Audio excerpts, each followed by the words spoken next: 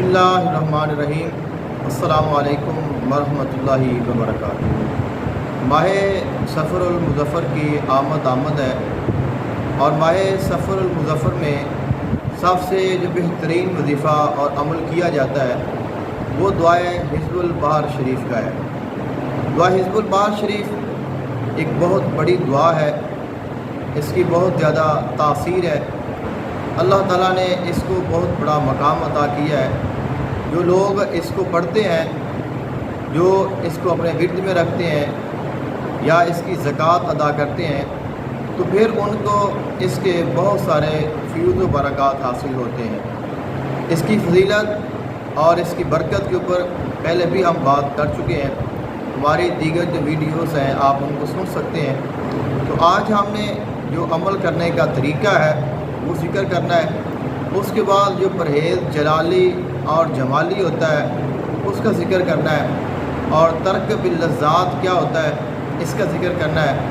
और उसके साथ ये है माह सफ़रुल मुज़फ़्फ़र में इसकी ज़कात अदा की जाती है, तो इसकी ज़कात अदा करने के लिए इजाज़त का होना ज़रूरी है, फिर इजाज़त का मुत्तसिल होना भी ज़रूरी है। अकेले ज़कात अदा करना इसका एक और मकाम है।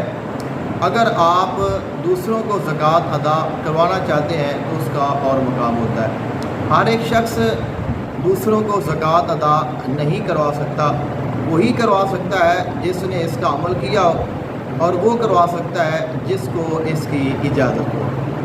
हमने दुआ हिज़्बुल बहर शरीफ की इजाज़त कहाँ से कैसे हासिल की और हमारे पास कौन कौन से बुज़ुर्गों का फैज़ है, मुख्तसर मैं अर्ज़ करता हूँ। मेरे बहुत ही प्यारे दोस्त हैं और भाई हैं, मेरे मोहतरम हैं, सैयदज़ादे हैं सैयद शाह मर्दान।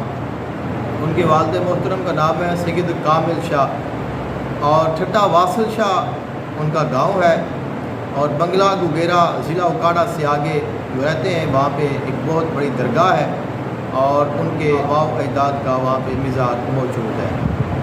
उन्होंने मुझसे इसका ज़िक्र किया कि दुआ हिज़्बुल बहर होती है, जो कि मेरे वालिद मोहतरम पढ़ते थे और इसके आमिल थे, और इसकी बड़ी बरक़ात है। फिर मैं इसको अपने जहन में रखता रहा, ना मुझे याद रहा, कभी दुआ मुझे नहीं मिली। फिर मैंने हीर वारिस शाह जो सैयद वारिस शाह रहमतुल्लाह अलैह आपने तहरीर की है उसको मैंने पढ़ा, उसमें भी दुआ हिज़्बुल बहर शरीफ का ज़िक्र मौजूद है। उसके बाद फिर आगे आगे आहिस्ता आहिस्ता इसके बारे में मालूमात हासिल होती गई और हम इस दुआ तक पहुँच गए। अब इस दुआ की ज़कात अदा करने के लिए इसकी इजाज़त ज़रूरी थी, तो मैंने सबसे पहले तो हमारे एक इधर सूफ़ी साहब हैं उनसे मैंने ज़िक्र किया कि दुआ हिज़्बुल बहर शरीफ है, इसको पढ़ना है, तो इसकी इजाज़त कहाँ से मिल सकती है। उन्होंने कहा मैं दुआ हिज़्बुल बहर शरीफ को पढ़ता रहा हूँ और मुझे ज़बानी याद थी पर अब भूल चुकी है, तो मुझे एक शख्स से दुआ हिज़्बुल बहर शरीफ पढ़ने की इजाज़त है, लिहाजा मैं आपको ये इजाज़त देता हूँ और आप उसको पढ़ लें। उनका नाम मोहम्मद रफ़ीक है। अब उसके बाद मैंने कहा कि ये ठीक है, लेकिन वो इजाज़त मुझे लगा कि ये काफ़ी नहीं है। उसके बाद हमारे यहाँ एक सूफ़ी ग़ुलाम दस्तगीर थे, हमारे मस्जिद के नमाजी, वो फौत हो गए हैं, तो वो इन दुआओं को पढ़ते थे और उनके आमिल थे। मैंने उनसे मशवरा किया कि ये दुआ है, इसको पढ़ना है और मुझे इसकी आप इजाज़त अपने मुर्शिद से लेकर दे दें। उन्होंने कहा कि ठीक है हम चले जाएंगे। तो मैंने उनके साथ टाइम पर आया कि हम सुबह फजर के बाद निकल जाएंगे से सैयद अहमद शाह साहब आस्ताना आलिया बन्ना वाला शरीफ मीचनाबाद, हम उनसे इसकी इजाज़त हासिल कर लेंगे। सुबह फजर के वक्त जब बेदार हुए मस्जिद में आए, मैंने सुनते अदा की, और मेरी अक्सर आदत है सुबहानल्लाहि व बिहम्दिही सुबहानल्लाहिल अज़ीम अस्तग़फिरुल्लाह व असअलुहु मिन फ़ज़लिही, ये मैं तस्बीह निकालता हूँ। मैं पढ़ रहा था तो मैंने अचानक आंखें बंद की। मेरे पीर व मुर्शिद पीर साईं सरदार अहमद आलम कादरी रहमतुल्लाह अलैह, उनके साहबजादे पीर साईं मोहम्मद अवैस अहमद कादरी साहब, आपका जो चेहरा मुबारक है वो बिल्कुल मेरे सामने आ गया, और मुझे ये महसूस हुआ कि वो कह रहे हैं कि आपने उधर नहीं जाना, आप इधर आ जाएँ। मेरा ये जहन था कि मेरे मुर्शिद का विसाल हो चुका है, तो अब मुझे यहाँ से इजाज़त मुश्किल है, तो मैं वहाँ से ले लेता हूँ। अब जब ये मुझे मैसेज मिला तो मैंने नमाज़ पढ़ाई और उसके बाद मैं फिर रेपर शरीफ गया। اور میں نے ان کو دعا پیش کی. میں نے کہا کہ حضور اس کی اجازت عطا کریں, دعا فرمائیں, اور میں نے اس کو لے کر واپس آ گیا. اب اس کے بعد صوفی طارق احمد شاہ عارف جو کہ کراچی سے ہیں, اور حزب البار شریف کے میرا خیال ہے کہ اس سے بڑے آج کے دور میں کوئی اتنا بڑا عامل نہیں ہوگا جتنے آپ ہیں, اور آپ ہی کے زیر نگرانی تمام سلسلہ شاذلیہ کے لوگ کام کر رہے ہیں. اور پاکستان میں بیرون ملک جتنے بھی اجتماعات ہوتے ہیں وہ سارے آپ کے ہی زیر نگرانی اور زیر سرپرستی ہوتے ہیں. اور سب سے بڑی بات یہ ہے کہ شیخ ابو الحسن شاذلی رحمۃ اللہ علیہ آپ کا یعنی سلسلہ شاذلیہ کے جو خاص تبرکات ہیں, جو کہ خصوصاً سلسلہ شاذلیہ کا چراغ ہے, وہ ان کے پاس موجود ہے اور ان کو یہ خصوصی طور پہ عطا کیا گیا ہے. یعنی سلسلہ شاذلیہ کے اس وقت دنیا میں سب سے بڑے جو بزرگ ہیں وہ صوفی طارق احمد شاہ عارف ہیں. تو پھر میں نے کہا کہ ان سے بھی ہم حصول فیض کی خاطر ہم اجازت لے لیں. تو میں نے پچھلے سال ان کو بھی میسج کیا اور آن لائن جو فارم ہے اس کو فل کیا. مجھے انہوں نے اپنے گروپ میں ایڈ کیا اور اجازت دی گئی, اور ہم نے اس کی 3 دن میں زکوٰۃ کبیر ادا کی. اس سے پہلے بھی میرے ورد میں تھی اور میں نے اس کو زبانی یاد کر لیا تھا. اب جتنے بھی دعائیں حزب البار شریف کے نسخے ہیں وہ سارے میں نے پڑھے ہوئے ہیں اور سارے مجھے آتے ہیں الحمدللہ. باقی جو میں پڑھتا ہوں وہ وہی ہے جو عموماً مشہور و معروف ہے, جو علامہ عالم فقری نے اپنی کتاب میں مجموعہ وظائف میں لکھا ہے. تو وہ مجھے آسان لگتا ہے اور وہ ہے سب سے مفصل. میں اس کو پڑھتا رہا ہوں پہلے اوپر دیکھ کر, اور دیکھتے دیکھتے مجھے یاد ہو گیا. اب مجھے وہی سب سے پسند ہے تو میں اسی کو ہی پڑھتا ہوں. اب جب ہم نے سوچا کہ ہم نے تو اس سعادت ہے, ہم نے اس کو حاصل کر لیا, تو اب لوگوں کے لیے اس کو عام کرنا چاہیے. آپ دیکھیں کہ مختلف چینل پہ, مختلف سوشل میڈیا سائٹس پہ اس کے اشتہارات ہیں, لوگ اتباع کر رہے ہیں. ہر بندہ اپنی جو اس کی طاقت اور اس کی استطاعت ہوتی ہے اس کے مطابق کوشش کرتا ہے. تو ہم نے کہا کہ ہم بھی کوشش کریں. ہمارے علاقے میں چونکہ ہمارا علاقہ تھوڑا سا چھوٹا ہے اور اس میں حزب البار شریف کے بارے میں اتنی معلومات بھی نہیں ہے, اور ہمارے لیے یا دوسرے لوگوں کے لیے سفر کرنا, وہاں پہ اجتماعات میں جانا مشکل ہے. تو ہم بھی اس کا اتباع جو ہو سکے کرنے, دعوت دے دیں, جو ہمارے ساتھ شامل ہو جائے وہ ہو جائے. تو جو نہ ہو اس کی مرضی ہے, لیکن ہم کسی سے اس کے بارے میں یا اس کے بدلے میں کچھ جو ہے ہدیہ یا معاوضہ یا فیس نہیں لیں گے. اور میں نے سوچا کہ اب اس کی اجازت جو ہے یہ لینی چاہیے. تو پھر میں اپنے مرشد خانے پہ گیا اور میں نے پیر سعید محمد اویس احمد قادری صاحب ان سے گزارش کی کہ یہ مسئلہ ہے تو ہمیں اجازت بھی دیں, ہمیں دعا بھی دیں. تو انہوں نے میری بات کو سنا, یہ ان کی شفقت ہے. انہوں نے دعا کو پڑھا, دعا کو دیکھا, میں نے ان کو پوری دعا پیش کی اور خوش ہوئے, اجازت بھی دی. اب لوگ جو ہے وہ اجازت لینے کے لیے پیسے لیتے ہیں اجازت دینے کے, لیکن مجھے انہوں نے پیسے دیے ہیں. یہ ہمارے مرشد خانے کا خاصہ ہے کہ وہاں پہ اکثر لوگ پیسے آپ سے لیں گے, لیکن ہمارا مرشد خانہ ہمیں ہمیشہ دیتا ہی ہے. ظاہری طور پہ بھی دیتے ہیں, باطنی طور پہ بھی عطا کرتے ہیں. باطنی جو عطا ہے وہ تو ہے, لیکن ہمیں ظاہری طور پہ بھی ملتا ہے.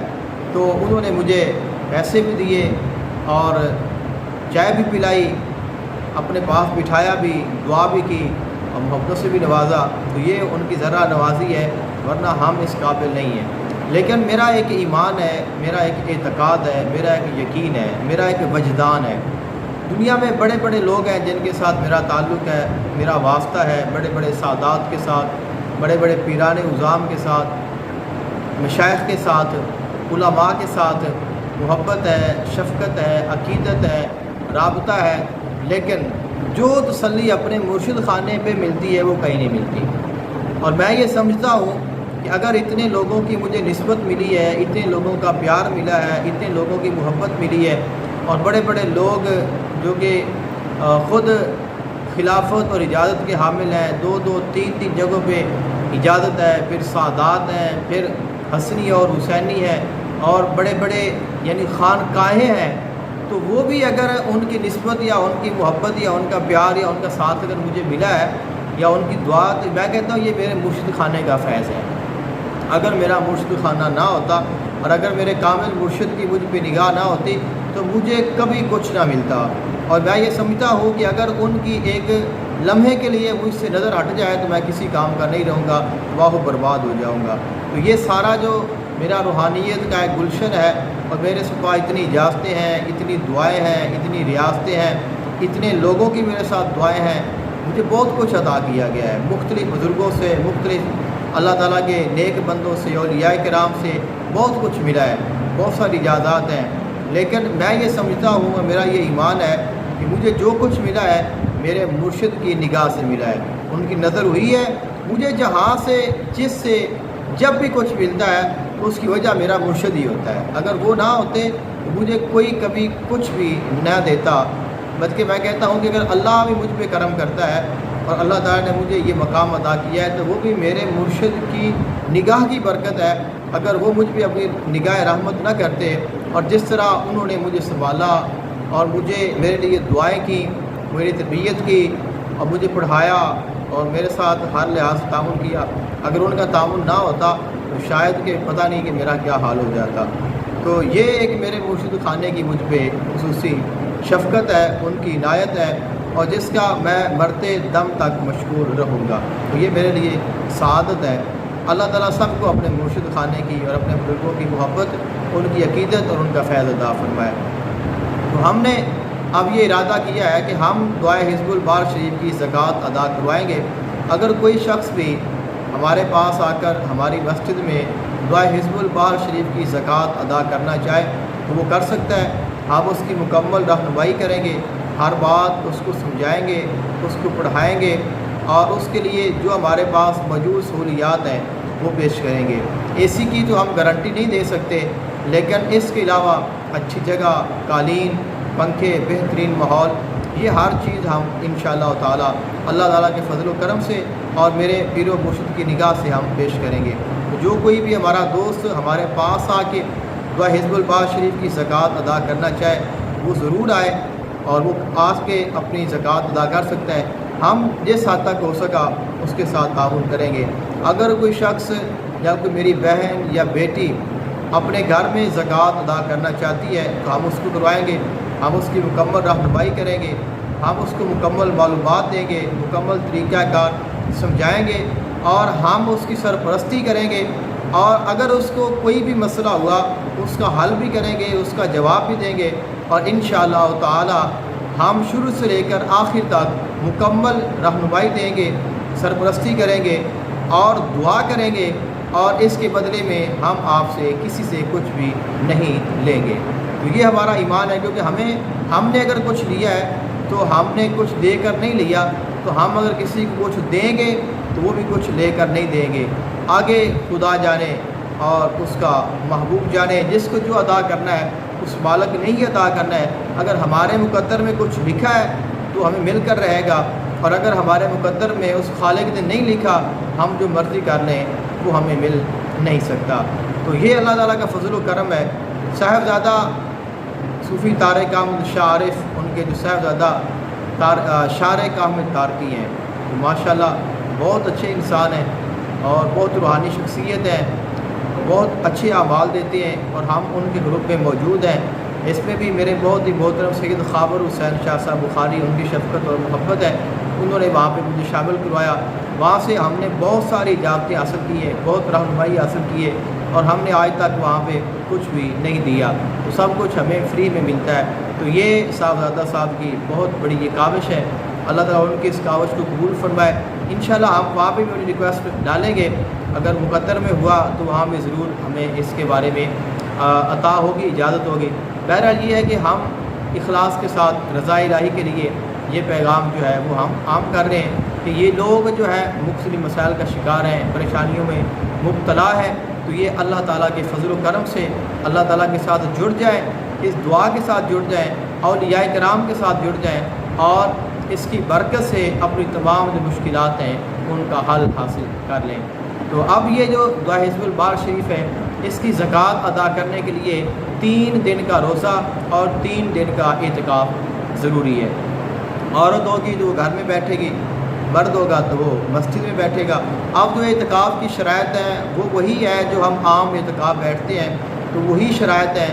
اس میں نرمی بھی ہو جاتی ہے، اس میں نرمی یہ ہے کہ اگر کوئی بندہ اعتکاف نہیں بیٹھ سکتا تو وہ رات کو پڑھائی کر لے، احرام باندھ لے، اور دن کو وہ اپنا کام بھی کر سکتا ہے۔ اس کے ساتھ یہ ہے کہ اگر وہ روزہ نہیں رکھ سکتا تو روزہ نہ رکھنے کی بھی اجازت ہوتی ہے بغیر روزے کے بھی آپ اس کی زکوٰۃ ادا کر سکتے ہیں۔ لیکن اصل جو زکوٰۃ ہے وہ یہی ہے کہ آپ روزہ بھی رکھیں، آپ خلوت بھی اختیار کریں، آپ احرام بھی باندھیں اور پھر آپ احصار کریں، خوشبو لگائیں اور آپ اپنی جگہ پہ بیٹھیں اور وہاں پہ بیٹھ کے آپ نے اس کو 120 مرتبہ ایک دن میں پڑھنا ہے۔ چاہے تو آپ عشاء سے لے کر فجر تک پڑھ دیں، اگر پورا نہیں ہوا ہے تو فجر کے بعد ظہر تک، ظہر کے بعد عصر تک، یعنی 3 نشستوں میں بھی آپ اس کو پورا کر سکتے ہیں۔ تو اس کو 120 مرتبہ آپ نے اس کو ایک دن میں پڑھنا ہے، پھر دوسرے دن، پھر تیسرے دن۔ تو آج آپ اعتکاف بیٹھے ہیں تو آج ہی آپ اس کو شروع کریں گے، اگلے دن 1 دن ہو جائے گا، پھر اگلے دن 2 روز کے، اگلے دن 3 ہو جائیں گے، مغرب کی نماز پڑھیں اور آپ کا عمل اور آپ کی زکوٰۃ مکمل ہوگی، اب آپ جا سکتے ہیں۔ اور اس میں یہ کھانے پینے کا ہے کہ آپ نے پرہیز جلالی اور جمالی کرنا ہے۔ تو پرہیز جلالی اور جمالی کیا ہوتا ہے؟